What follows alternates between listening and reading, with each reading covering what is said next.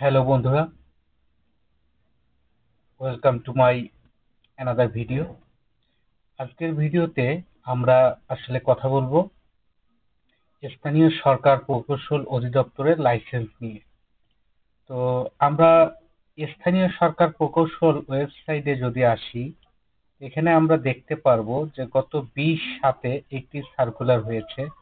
আপনারা দেখতে পাচ্ছেন এই 20/7 যে সার্কুলারটা হয়েছে, এখানে আমি একটু আপনাদেরকে এটা একটু আমি জুম করে যদি দেখাই, আহ, এখানে আপনারা একটু লক্ষ্য করুন।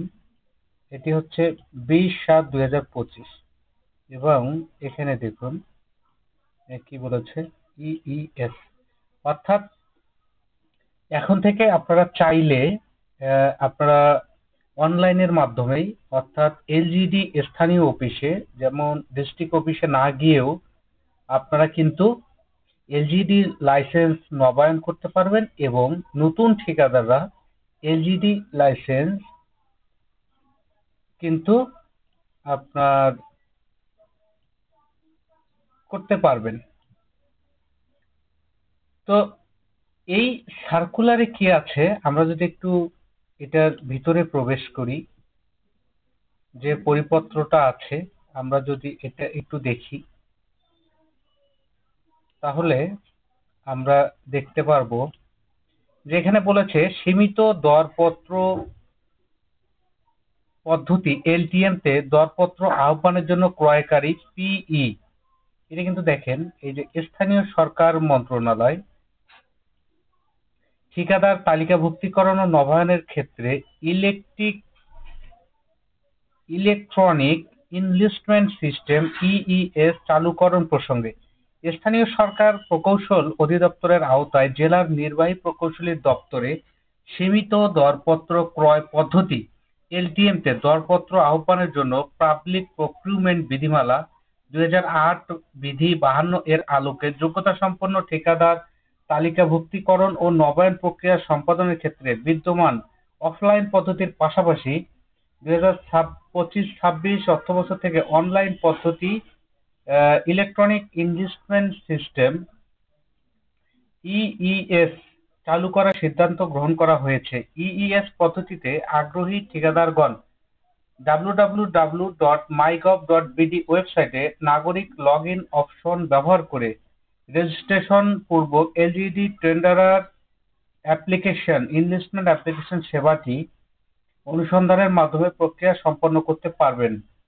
উল্লেখ্য, উক্ত ওয়েবসাইটে অটোমেটেড চালান সিস্টেমের মাধ্যমে ফি প্রদানের ব্যবস্থা রয়েছে। এমতাবস্থায় সীমিত দরপত্র পদ্ধতি এলটিএম তে দরপত্র আহ্বানের জন্য ক্রয়কারী পিই কর্তৃক যোগ্যতা সম্পন্ন ঠিকাদার তালিকাভুক্তিকরণ ও নবায়নের ক্ষেত্রে সংশ্লিষ্ট ক্রয়কারীগণকে নিম্নবর্ণিত পদ্ধতি অনুসরণের নির্দেশ প্রদান করা হয়েছে। অর্থাৎ আমি বিস্তারিত না বলছি, এটা মাই গভ নামে যে সরকারের ওয়েবসাইটটি আছে, সেখান থেকে আমরা করতে পারবো।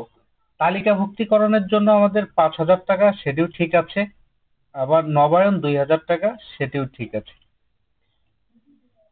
এরপরে আমাদের যে কার্যক্রমটা কিভাবে করতে হবে, আমরা যদি এখানে এই যে এখানে একটা ওয়েবসাইট দেয়া আছে, আপনারা লক্ষ্য করুন, এখানে mygov.bd।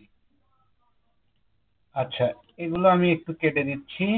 আচ্ছা, আর একটা জিনিস যদি আমি আপনাদেরকে বলি, দেখুন যে এলজিইডি উদ্যোগে ই তালিকাভুক্তির সূচনা, অর্থাৎ এটি একটি আসলেই ভালো সম্ভাবনাময় সূচনা। এরপরে দেখুন, এলজিইডি দরপত্রদার তালিকাভুক্তিকরণ প্রক্রিয়া অনলাইনে সম্পন্ন করার ব্যবস্থা নেওয়া হয়েছে। বাংলাদেশে এলজিইডি সর্বপ্রথম এই পদক্ষেপ গ্রহণ করল, যা সরকারি প্রকিউরমেন্ট ব্যবস্থায় একটি গুরুত্বপূর্ণ ডিজিটাল অগ্রগতি। স্থানীয় সরকার প্রকৌশল অধিদপ্তর এলজিইডি সীমিত দরপত্র পদ্ধতি এলটিএম তে দরপত্রদাতাদের তালিকাভুক্তি ও নবায়ন প্রক্রিয়াকে সরলীকরণ, স্বচ্ছতা বৃদ্ধি ও দ্রুততর করার লক্ষ্যে ইলেকট্রিক ইনভেস্টমেন্ট সিস্টেম ইইএস চালু করেছে। তো আমরা এটাতে আসলে কিভাবে করব। চালুকরণের যে উদ্দেশ্য সরকারের EES, electric investment system platform, যার মধ্যে দরপত্র তালিকাভুক্তি ও নবায়নের প্রক্রিয়া ডিজিটাল পদ্ধতিতে সম্পন্ন করা সম্ভব হবে। এই পদ্ধতির উদ্দেশ্যগুলো হলো আবেদন প্রক্রিয়াকে সরল ও স্বচ্ছ করা, ম্যানুয়াল পদ্ধতির পরিবর্তে একটি স্বয়ংক্রিয় অনলাইন পদ্ধতি চালু করা, আবেদনকারী এবং কর্তৃপক্ষের জন্য সময় শ্রম সাশ্রয় করা, দাপ্তরিক কার্যক্রমে অধিকতর স্বচ্ছতা নিশ্চিত করা এবং অনিয়ম রোধ করা, সরকার ও আবেদনকারীদের মধ্যে প্রত্যক্ষ যোগাযোগ হ্রাস করা, নতুন ও স্থানীয় ঠিকাদাররা অংশগ্রহণ সহজ হয়। আবেদনের পদ্ধতিটা ইইএস মাধ্যমে তালিকাভুক্তি ও নবায়নের জন্য দরপত্রদাতাদের এই যে মাই গভ ওয়েবসাইটটা এখানে দেয়া আছে, প্রবেশ করে নাগরিক লগ ইন, এরপরে এখানে গিয়ে লিখতে হবে এটা। তো আমরা যদি এই পদ্ধতিটা অবলম্বন করি আর কি, তাহলে আমরা পর্যায়ক্রমে কিন্তু পাবো। এরপরে আমরা এখানে অনলাইনের মাধ্যমেই কিন্তু ফি প্রদান করতে পারবো। এখানে যে পরিমাণ ফি আছে, আবেদন ফি, সেটি হচ্ছে নতুন তালিকাভুক্তির জন্য 5,000 টাকা এবং নবায়নের জন্য 2,000 টাকা। এটা কিন্তু অনলাইনের মাধ্যমে জমা দেয়া যাবে। আমরা এই পুরো প্রক্রিয়াটা দেখবো, আপনারা সাথে থাকবেন। আবেদনের সময়সীমাও এখানে দেয়া আছে। এরপরে ভবিষ্যৎ পরিকল্পনা। আগামী 2026-27 অর্থবছর থেকে এলজিডি এর সকল তালিকাভুক্ত নবায়ন প্রক্রিয়া সম্পূর্ণরূপে অনলাইনে সম্পন্ন করা হবে। অর্থাৎ 26 সাল থেকে পুরোটাই কিন্তু অনলাইনে যাবে। তো তাহলে আর স্থানীয় অফিসে কাউকে ঘুরতে হবে না, কাউকে ঘুষ দিতে হবে না। ঠিক আছে? তো আমরা একটি নিউ ট্যাব নিলাম এবং এখানে লিখি মাই গভ। এখান থেকে আমরা বাকি প্রক্রিয়াটি সম্পন্ন করব ইনশাল্লাহ আগামী ভিডিওতে।